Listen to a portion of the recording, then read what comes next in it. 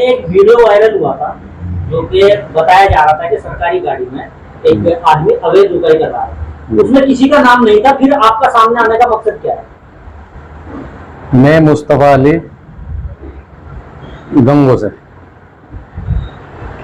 केंद्रीय निगरानी समिति सामाजिक न्याय अधिकारिता मंत्रालय भारत सरकार से जिला सदस्य कोऑर्डिनेटर हूँ। जो माननीय रविंद्र प्रधान जी जो भारत सरकार सदस्य है केंद्रीय निगरानी समिति सामाजिक न्याय अधिकारिता मंत्रालय भारत सरकार से हैं, उनके द्वारा मैं नियुक्त किया गया हूँ और वो गाड़ी मेरी ही है।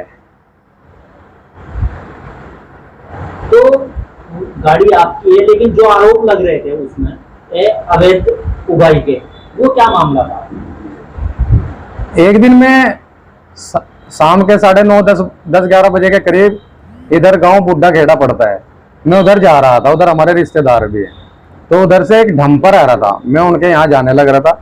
उधर से जैसे ही सामने से एक पिकअप होती है, रिश्ते की पिकअप होती है जो ये सामने से आ रही थी, तो जैसे वो मेरी बराबर में आई तो बराबर में आते ही वो देख के बहुत स्पीड से भागी और इतनी स्पीड से भागी कि वो आगे जाके शायद पलट गई। तो मैं देखा, मैं ये क्या मामला भाई, ये क्यों भाग रहे? तो मैं जैसे ही फिर वापस आया तो मैं घर आ गया। घर आने के बाद सुबह मेरे पास फोन आया कि गांव के कुछ जिम्मेदार आदमियों का बुड्ढे खेड़े से कि आपकी गाड़ी रात थी। मैं कहा हाँ थी।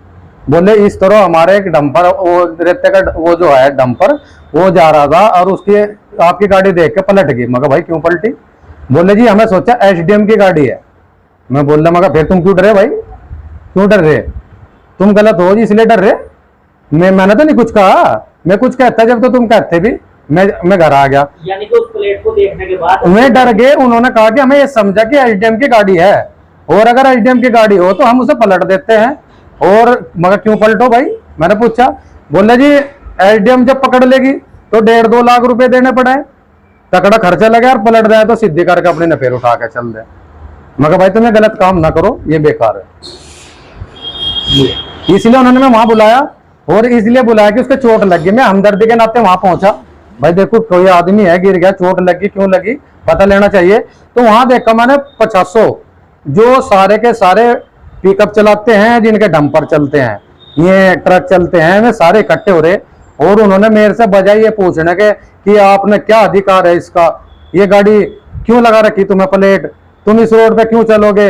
मैं भाई तुम्हें क्या दिक्कत है? मेरा काम निगरानी रखने का है, केंद्रीय निगरानी समिति का सदस्य हूं, मैं जिला सदस्य है, भारत सरकार का कोऑर्डिनेटर हूं, मैं कहीं भी जा सकता हूं। मैं अगर कहीं जाऊंगा आपसे परमिशन लेके जाऊंगा क्या? तो उन्होंने ये भी धमकी दी मेरे से कि अगर आपको ये गाड़ी की एक तो भारत सरकार हटाओ इस पे या प्लेट उतारो, अगर इधर रात को आगे किसी भी टाइम तो ड्राइवर को जमानत कराने में थोड़ा ही खर्चा लगता है, कोई भी ड्राइवर उड़ा देगा। यानी कि जान से मारने की भी धमकी? ये धमकी तो है कि अगर रोड पे चढ़ गया तो ड्राइवर कोई बड़ा जान से मारने की धमकी तो है ये। आपने अपनी गाड़ी की नंबर प्लेट को हटाई? मैं क्यों हटाऊंगा? तो मैं अवैध हूं, मेरे पास प्रमाण है, सबूत है। मैं नगर निगम में सहारनपुर प्रमाणित किया गया था, नियुक्त किया गया था। ये रहा मेरा सर्टिफिकेट।